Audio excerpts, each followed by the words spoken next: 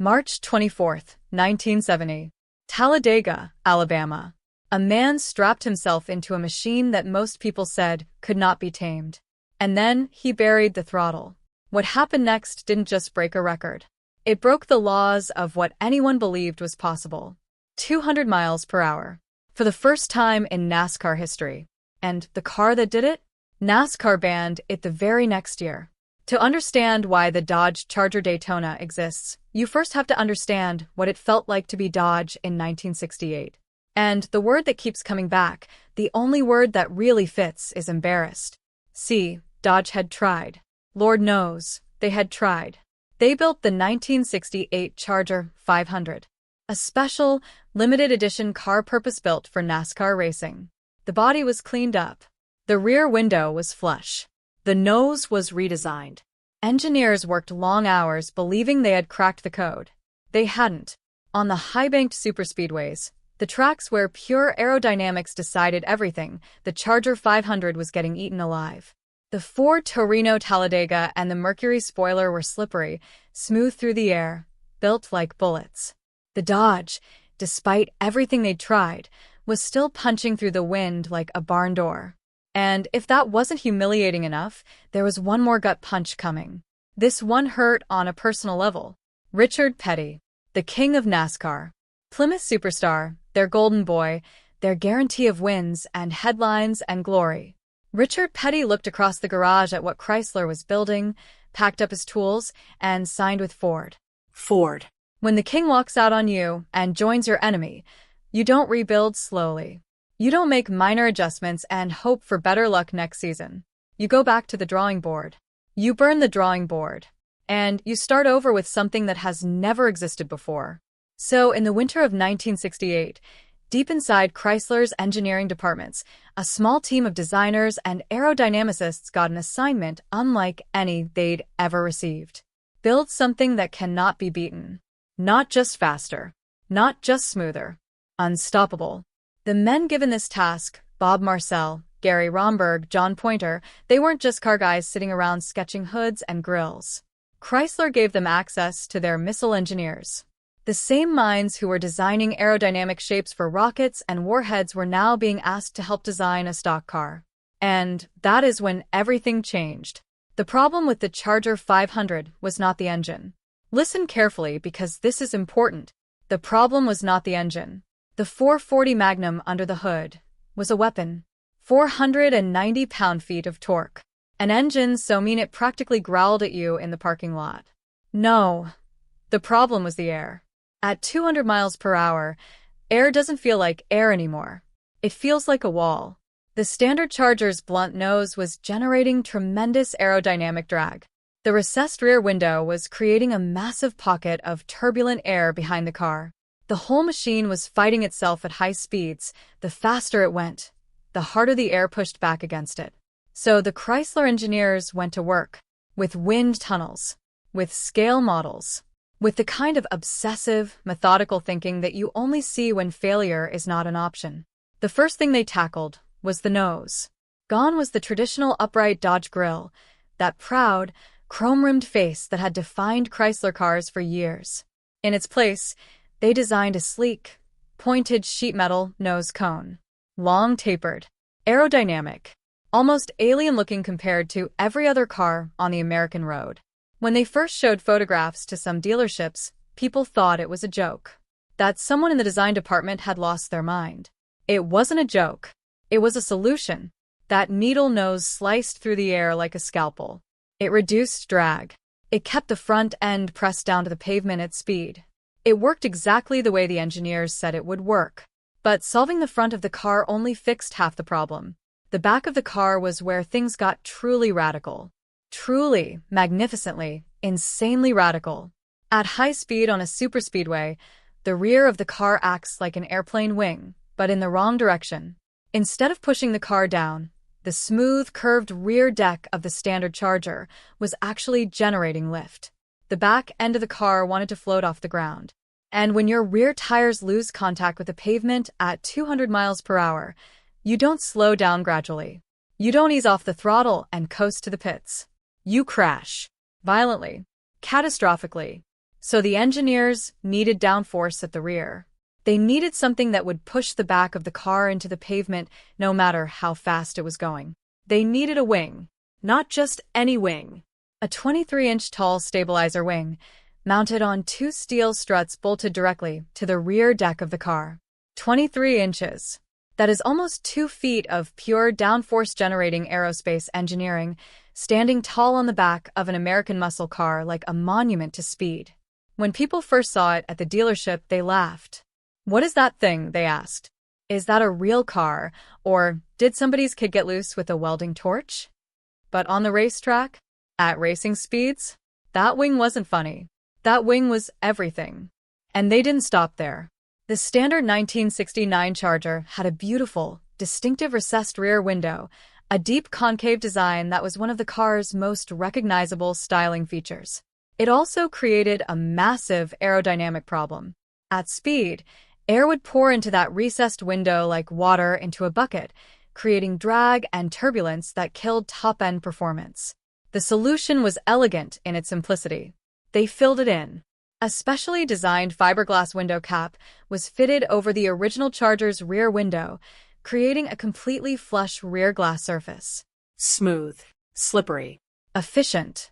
Combined with specific front fenders and a hood modeled after the upcoming 1970 Charger, stainless steel A-pillar covers, and fender-mounted cooling scoops, the Dodge Charger Daytona was unlike anything that had ever rolled off an American assembly line.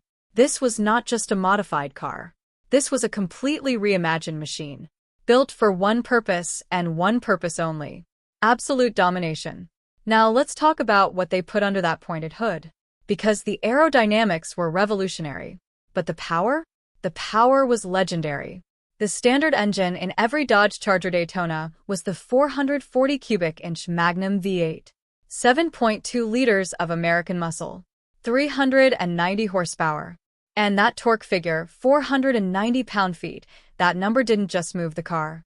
It yanked you forward. It pulled at your chest. It made your teeth rattle and your spine compress and your whole body feel like it was being launched from a catapult. With the aerodynamic package and the Daytona's heavy-duty suspension and brake setup carried over from the Charger R/T, this car was a complete performance system. Not just fast in a straight line. Fast everywhere. But the 440 Magnum, as magnificent as it was not the top of the options list. No. If you wanted the absolute pinnacle, the nuclear option, you ordered the 426 Hemi. The 426 cubic inch Hemi. 7 liters of pure mechanical fury. 425 horsepower, officially. Unofficially, those who knew said the real number was considerably higher. Chrysler, like every manufacturer of the era, was playing games with the insurance companies and the regulators who were starting to take very uncomfortable notice of just how powerful these cars were getting. But on the street? On the drag strip? In the real world where the only test that mattered was the one happening right now, in front of you, with the throttle wide open, the Hemi made believers out of everyone. Of the 503 Daytonas built in 1969, only 70 of them were ordered with the optional Hemi engine. 70 out of 503 total. That makes a Hemi Daytona one of the rarest, most valuable, most sought-after machines in all of American automotive history. Today, a 440-power Daytona will sell for 6 figures without blinking. A Hemi Daytona? One sold at auction in 2024 for $3,300,000, plus buyer's fees. $3.3 million. For a car that originally stickered at $5,903. Let that sink in for a moment. September 14, 1969. Talladega, Alabama. The inaugural Talladega 500. This was supposed to be the Daytona's coming out party. The race where Dodge announced to the world that the king had returned. And it was complicated. The top stars of NASCAR, Richard Petty, David Pearson, most of the biggest names in the sport, had staged a boycott over the track surface. They said it was too rough. Too dangerous. They loaded up their haulers and pulled out of the race on Saturday in a mass walkout that sent shockwaves through the entire sport. Now, a lesser car might have been embarrassed by this. A debut race and the biggest names in the field simply walked away? But the Dodge Daytona didn't need Richard Petty. The Dodge Daytona didn't need any of them. Richard Brickhouse, a relative unknown, climbed into the number 99 Dodge Charger Daytona and drove it to victory. The car won its debut race. Not despite the controversy. Not in spite of the absence of the sport's biggest stars. The Daytona simply showed up, ran the race that was put in front of it, and won. Because that is what it was built to do. Over the 1969 and 1970 seasons combined, the Dodge Daytona won 6 races. 6 wins in less than 2 full seasons of competition.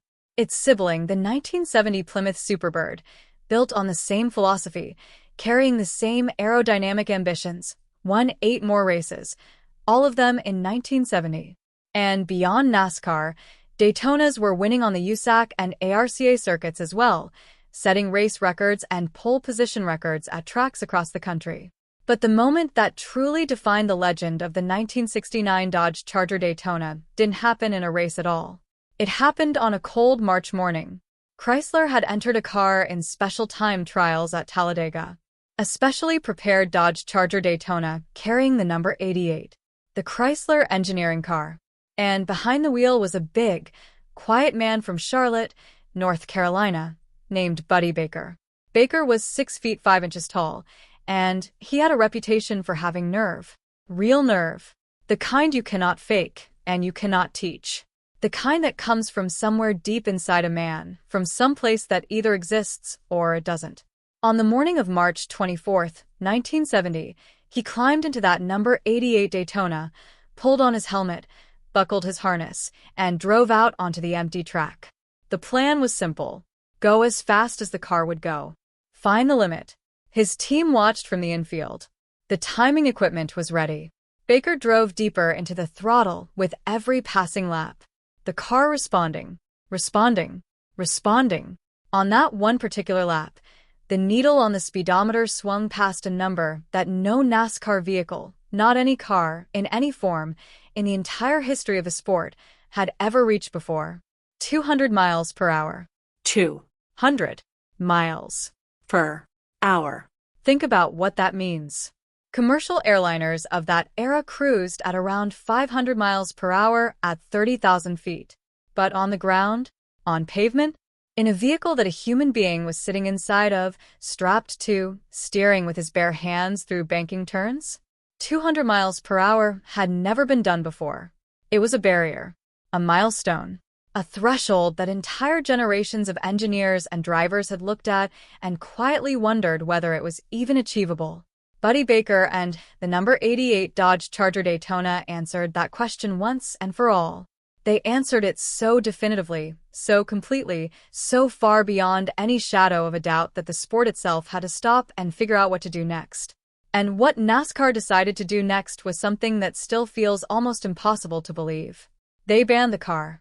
Here is the thing about being too fast. Being too fast in motorsport is not a compliment. It is a threat. When one car is significantly faster than every other car on the track, it stops being a race. It becomes a performance. And NASCAR, at its heart, in its soul, in everything it has ever stood for, is a race.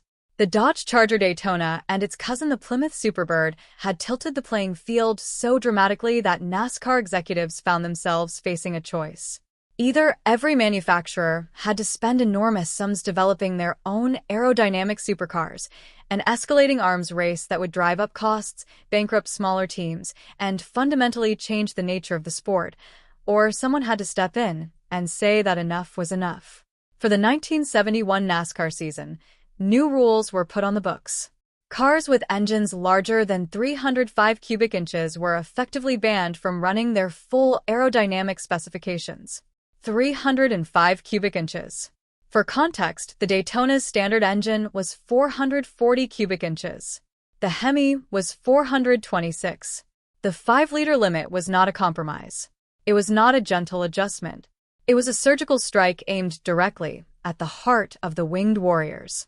All 4 aero cars, the Dodge Charger Daytona, the Plymouth Superbird, the Ford Torino Talladega, and the Mercury Spoiler, were effectively outlawed from competition at the end of the 1970 season. The era of the winged warriors was over. Not because they failed. Not because they were dangerous. Not because anyone proved the technology was flawed or the engineering was wrong. Because they worked too well. The 1971 Daytona 500 started with just one winged car in the entire field. One. Where there had been dozens the year before. These missile-engineered, aerospace-inspired, wind-tunnel-refined machines thundering around superspeedways in ways that made grown men go quiet. Now there was a single survivor. Car number 22. Running a smaller engine to comply with the new regulations. They called it mini motor. It finished 7th. And then, like that, the winged warriors were gone. Parked in garages. Sold off to private collectors. Abandoned in fields. Driven to junkyards by owners who didn't yet understand what they had. It would take years, decades in some cases, for the world to fully comprehend what it had witnessed during those brief, electric, impossible seasons of 1969 and 1970. But here's the thing about legends.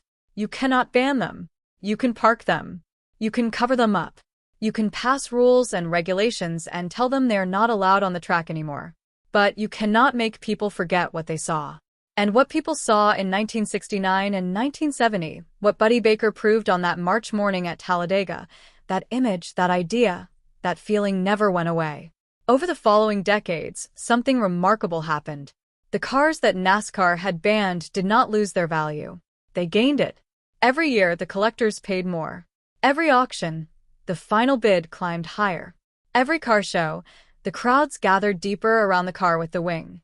Dodge brought the Daytona name back in 2006, producing 4,000 cars in Go Mango and Top Banana, those wild, high-impact colors that were a direct nod to the muscle car era of the original. They came back again in 2007 with Sublime and Plum Crazy. In 2008 with Hemi Orange. In 2009, in 2013, and again from 2017 all the way through 2023. Each time, the car paid tribute to the original. Bold stripes, special colors, limited numbers, performance suspensions, and that Daytona badge carrying the weight of everything the name had ever meant. The 2020 Daytona even came with a 717 horsepower Hellcat engine, limited to just 501 units, priced at over $74,000. A remarkable machine by any measure. But none of them, not one, carries quite the same weight as that original 1969. Because the 2020 Hellcat Daytona was born into a world that already understood what was possible. A world that had already accepted 200 miles per hour as a concept, as a fact, as something achievable. The 1969 Charger Daytona was born into a world that didn't believe it could be done. And it had to prove it. Think about the story one more time from the beginning. 1968. Dodge is losing. Their best car is getting beaten at the tracks that matter most. Richard Petty, the greatest driver of the era, has walked out the door and signed with their biggest rival. And instead of accepting defeat, instead of waiting for next year, making incremental improvements, hoping that luck would break their way, a small group of engineers called in the missile scientists. They mounted a 23-inch wing on a stock car. They took it to the wind tunnel. They solved problem after problem after problem until the machine that came out the other side was something that had never existed before. Then Buddy Baker strapped in on a Tuesday morning in March and broke a barrier that people had been chasing for years. The 1969 Dodge Charger Daytona was banned for being too fast, not for cheating, not for cutting corners, not for bending the rules or hiding illegal modifications behind legal ones. They played it completely straight. They used every legal tool available to them. They built the best car they possibly could, brought in the best minds they could find, and ran it as hard as it would go. And the result was so dominant, so overwhelming, so utterly and completely definitive that the governing body of the sport decided the only way forward was to outlaw the car entirely. When you are banned for being too good, you have not lost. You have won so completely that the only response left is to change the rules. 503 cars were ever made. 70 of them carried the Hemi engine. One sold for $3,300,000. 0 have ever been forgotten. The Dodge Charger Daytona, the car that was banned for being too fast. And still today, when you see one rolling toward you, That enormous wing rising above the roofline like a declaration of war, that needle nose pointing the way forward with absolute certainty. You feel it. That edge. That danger. That absolute, unconditional, unapologetic refusal to be anything less than the fastest thing in the room. Some cars are built to win races. The 1969 Dodge Charger Daytona was built to end them.